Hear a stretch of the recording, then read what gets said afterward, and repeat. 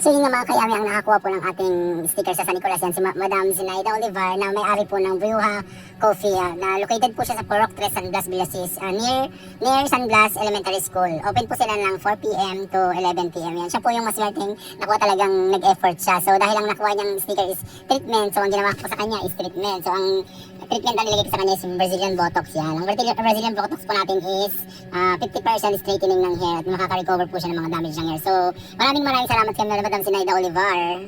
Yung dahil nga di kami dumaan sa pwesto nila kanina, sabi niya daan kami para magmerienda. Kaya nagpamerenda lang kasi yung pamangkin niya, kaya nag-chat sa akin kaninang gabi, pagdidibor lang, nagbili po sila ng merienda dito sa bar, kaya gabing-gabi na sa already 11. So maraming salamat sa Zinaida, pero na-appreciate ko din yung effort mo, talagang nag-effort ka, talagang yung talagang hindi ka magpapatinay.